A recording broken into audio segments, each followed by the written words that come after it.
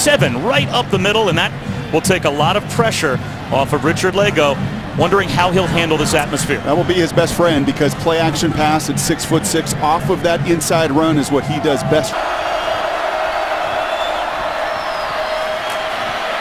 Quarterback keeper that loses about 3. Throw the football. It's been all running plays so far. Here's his first throw of the day, and it is on time to Mitchell Page. Well, that was in control. That's a big first. 3-man rush. So it's a check down. Mike Majette. And now what do you do?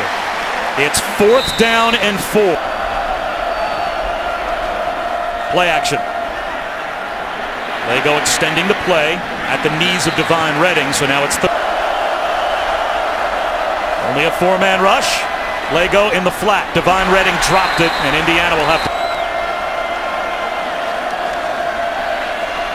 Lagow underneath, and that's a gain of maybe another yard. Particularly difficult for Indiana. Lagow under pressure. Does not see the rush coming from behind. The ball's out. That's a fumble. Who's got it? It looks like it might be the Buckeyes. Tyquan Lewis gets the strip sack. And the best defense going right now in college football, it's scoring defense.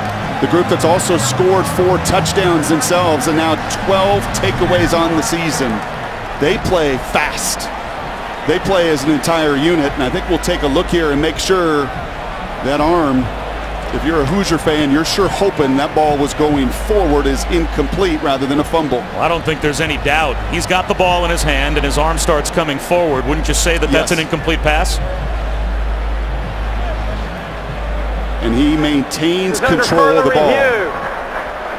Right, he's getting hit there. It looks like he should get hit early in the ball move, and it doesn't until his arm is coming forward. I think you're right, Mr. Wischusen. You're about 100% on these typically. Right? But the arm's coming forward, and I think the key there is Tyquan makes that contact, right? That initial contact, the arm is still going back, but the big, strong Lagow there, 6'6", 230 pounds, maintains, in my estimation, control. Arm goes forward, ball gets knocked away for an incomplete pass. Even if this turns out. After review, the ruling on the field stands.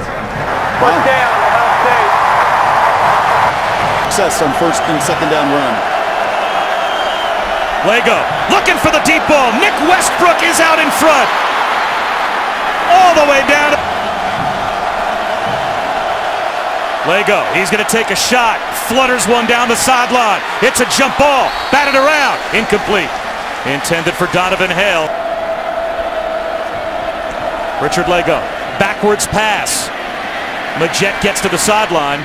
And Brock, if you're calling plays, you're kept after the timeout. 3rd down and 6.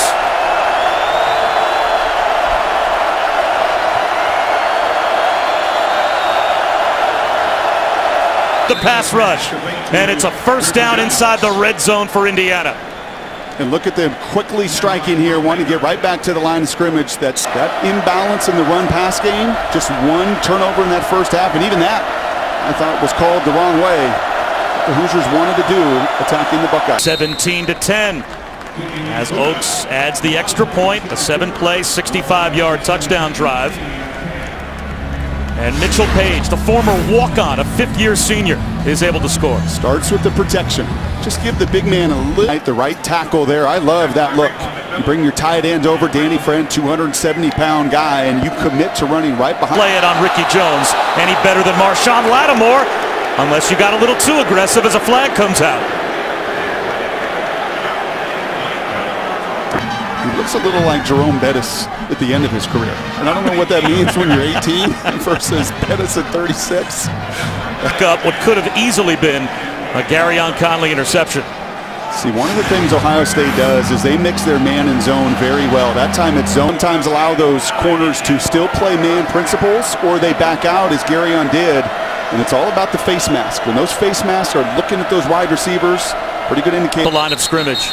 Jerome Baker's doing a terrific job filling in for the injured Dante Booker. Jerome Baker only played 90 total plays last year as a freshman.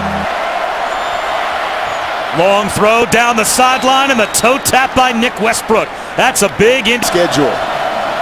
An elite defense down here, so hard to penetrate, makes it more difficult when you get nothing out of first down. Not ideal.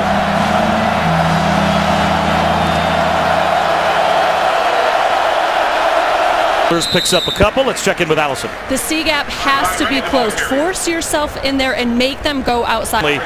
They're in coverage, so now it's 3rd down and 13. Yeah, and that initial penalty. Why were you so good on that previous 13-play drive? You stayed on. Allison responded to that. Larry Johnson charged his guys is right here. It's that ability to collapse that edge. Marshawn Lattimore in coverage. And that's when you got to find a way to hit. I know it is windy. We probably not commented on that nearly enough with some of the challenges in the past.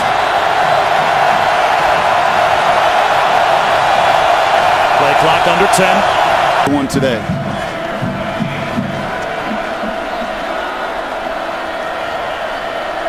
Senior former walk-on getting 4th quarter snaps.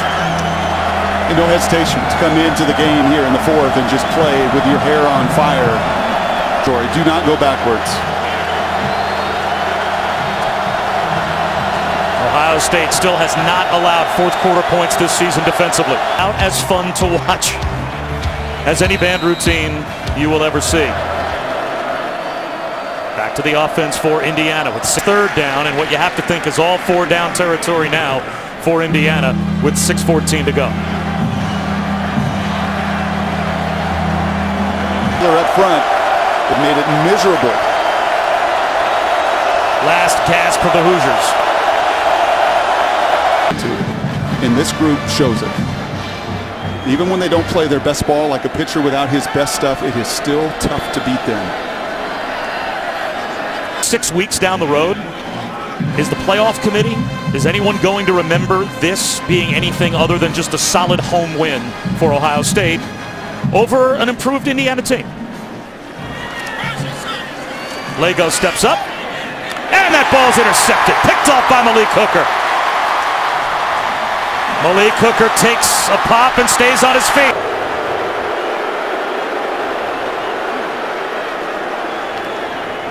Now that was a penalty for a chop block during the return, so that will wipe away Malik Hooker's touchdown. It doesn't wipe away the interception and just that feel in those eyes. Don't play a ton of zone in that case, and when they do, they are so aware.